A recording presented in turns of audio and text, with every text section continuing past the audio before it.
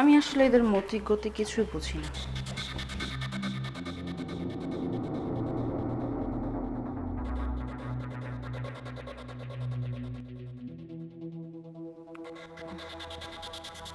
Hello, তুমি কখন আসছো?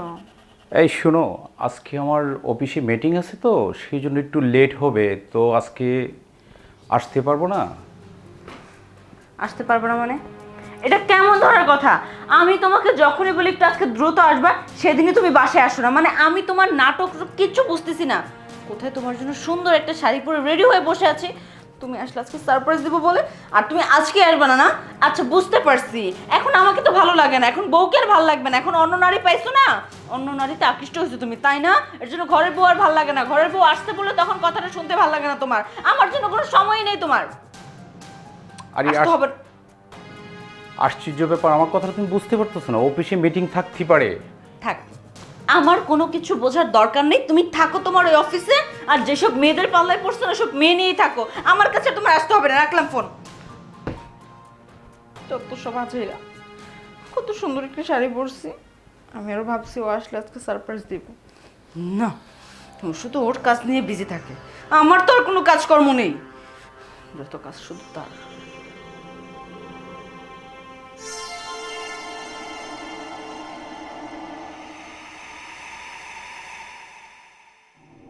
সুজন বেবি, কি করছো তুমি? এই দেখতে তো কিছু করছি না। তুমি কেমন আছো? তোমার খুব মিস করছি। আজকে আসবে একটু আমার বাসায়, আমার হাজবেন্ড নেই, বাসায় আসবে না। সত্যি? হুম, চলে এসো তাহলে, হ্যাঁ? আচ্ছা ঠিক আছে, আমি আসতেছি। ওকে।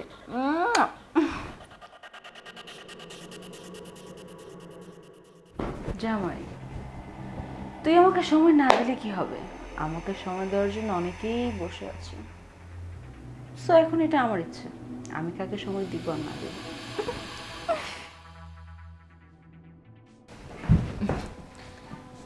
আমি না আজকে অনেক খুশি। বলো কেন? কেন? তোমার শাড়ির সাথে আমার শাড়ির কালারটা ম্যাচ হয়ে গিয়েছে একদম। সত্যি? তুমি আসবে বলেই আজকে এই শাড়িটা পরেছি। কেমন লাগছে আমাকে বলো তো? অনেক সুন্দর লাগছে। ঠিক আছে, আমার না আজকে কিছু একটা মন চাচ্ছে। আবার আমার স্বামীটা যখন তখন চলে আসতে পারে, চলে আসার আগে চলো না আমাদের মনের কামনা বাসনাটা পূরণ করি। কি যে বলো তো, তাড়ানোর দরকার কি? তুমি বুঝবা কি, তোমার তো ঘরে বউ আছে, যখন মন চায় তখনই কাছে যেতে পারো।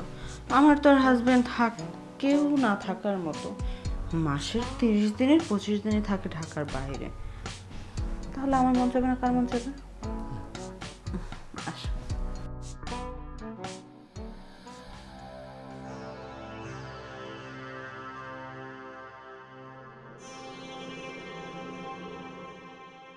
হ্যালো। হ্যাঁ, কি অবস্থা তোমার? আমার অবস্থা ঠিকঠাক ভাই। আপনারা যে জন্য ফোন দিছি অবশ্যই বুঝতে পারছেন কেন ফোন দিছি। শোনো, তোমার নাম্বারটা আমি পেয়েছি, হ্যাঁ? ওই নাম্বারে আমি টাকা পাঠিয়ে দিচ্ছি, হ্যাঁ? আর টাকা পেয়ে আমাকে ফোন দিও। টাকার কথা কি মনে আছে ভাই? কয় টাকার কথা বলছিলাম? অবশ্যই, তুমি যে কাজ করেছো, তোমাকে টাকা না দিয়ে কি আমি পারি? তবে ভাই একটা কথা বলি শোনেন, টাকা তো আপনি পাঠাবেন আর টাকা তো আমি পাবো, কিন্তু এরকম মাঝে মাঝে কিন্তু আপনাকে আমি ফোন দিব, টাকাগুলো রেডি রেখেন। আচ্ছা ঠিক আছে। আর তুমি যে জিনিস দিয়েছো, মানে অনেক উপকারী করেছো আমার।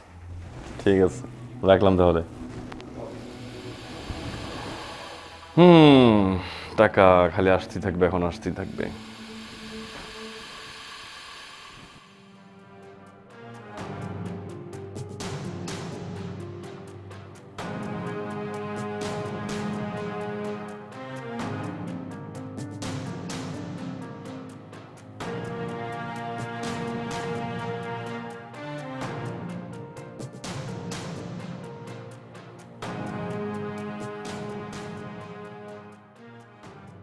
আরে কি হলো?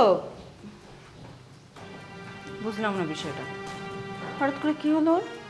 ও তো যখনই বাসায় আসে এসে আগে আমাকে জড়ায় ধরে, কিন্তু আজকে জড়ায়ও ধরলো না, কিছু বললো না, গম্ভীর, কিছু না বলে না করে চলে গেলে হবে। কিছু তো একটা হয়েছে, কি হয়েছে সেটা আগে দেখতে হবে।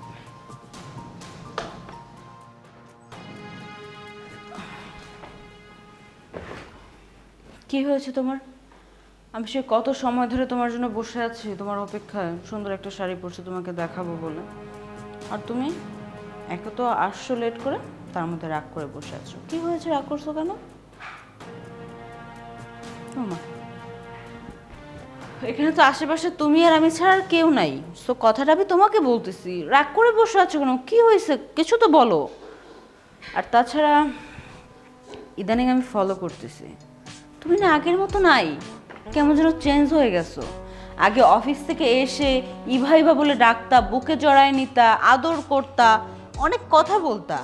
আর আজকে হঠাৎ করে আমাকে ডাকও নাই, আদরও করো নাই, বুকেও জড়ানো, কথা তো দূরের কথা, এত গম্ভীর কেন? অন্য কোনো মেয়ের পাল্লায় পড়ছো তাই না? ভালো লাগছে? তাহলে মেয়ের অ্যাড্রেসটা আমাকে দাও, আমি তাদের বাসায় যাই, বিয়ের ঘটকালিটা আমি করি। কথা বলছো না কেন, কিছু একটা বলো। এই যে দেখো,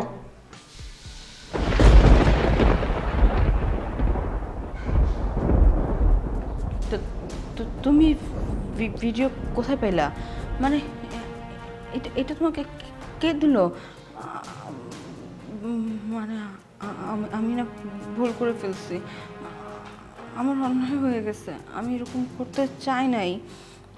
আসলে তুমি আমাকে ঠিকঠাক মতো সময় দাও না তো, তাই আমি আমার আগের বয়ফ্রেন্ডকে ডেকে আমি তার সাথে রুমে একসাথে রুম ডেট করেছি। কি করবো বলো, মাসের 30 দিনের 25 দিনে তুমি থাকো সবসময় ব্যবসা বাণিজ্য নিয়ে ঢাকার বাইরে। আমিও তো একটা মানুষ, নতুন নতুন আমাদের বিয়ে হয়েছে, আমারও তো ইচ্ছে হয় যে স্বামীর আদর সোহাগ ভালোবাসা পেতে। এখন তুমি যদি আমাকে ঠিকমতো সময় না দাও তাহলে আমি কোথায় যাব বলো? এর জন্য আমার ভুলটা হয়ে গেছে, প্লিজ তুমি আমাকে ক্ষমা করে দাও। না তোমাকে ক্ষমা করা যাবে না। তুমি জানো সবসময় অফিসের মধ্যে মিটিং থাকে, বাহির থেকে ফরেনার চলে আসে, আর তুমি বাসায় বসে এই অকারেন্স করবা? তোমার সাথে আমি কিভাবে কথা বলবো বলো? বললাম তো আমার ভুল হয়ে গেছে, আমি আর কখনো এমন করবো না, প্লিজ একটাবার মতো সুযোগ দাও, আর কখনো তোমার কথার বাইরে যাব না। আচ্ছা তোমাকে ভিডিওটা কে দিল? সব বলবো তোমাকে।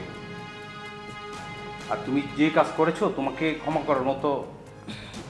দেখো, আমি মানছি আমি ভুল করছি, কিন্তু তুমি তো আমার স্বামী, তুমি যদি আমাকে ক্ষমা না করো তাহলে আমাকে কে ক্ষমা করবে বলো? আমি একটা ভুল করে ফেলছি, এবং তুমি যদি স্বামী হয়ে সেটা শুধরায় না নাও, আমাকে শুধরিয়ে না দাও, তাহলে কি আমি আমার ভুলটা বুঝতে পারবো? আমি তো তোমার কাছে ক্ষমা চাইছি, এখন যদি তুমি ক্ষমা না করো তাহলে আমি কোথায় যাবো? আমার তো যাওয়ার মতো কেউ নাই, সেটা তো তুমি জানোই। একটাবার প্লিজ। আচ্ছা তুমি বলো, এটা কি ক্ষমা করার মতো কোনো কাজ? তুমি বলো। মানলাম তো আমার ভুল হয়েছে, একটাবারের জন্যই তো বলছি, আর নেক্সট আমার কখনো এরকম হবে না। কিসের ক্ষমা তোমাকে? আমি তোমাকে ভালোবেসে বিয়ে করেছি, আমি তোমাকে কতটুকু ভালোবাসি তুমি জানো না? আমি সবসময় অফিসের কাজে ব্যস্ত থাকি, মিটিংয়ে থাকি, অনেক ফরেনার চলে আসে, তুমি বাসায় বসে এগুলো করবা? আমি তো মানলাম আমার ভুল হয়েছে, এখন যদি তুমি আমাকে ক্ষমা না করো তাহলে আমাকে ক্ষমা করবে কে বলো? একটাবারের মতো একটা সুযোগ দাও, আমি আর কখনো এরকম অন্যায় করবো না। শুন, তুই যে কাজ করেছিস না, তোরা ক্ষমা করার মতো না। তুই এক সেকেন্ড আমার বাসায় থাকতে পারবি না, বেরো।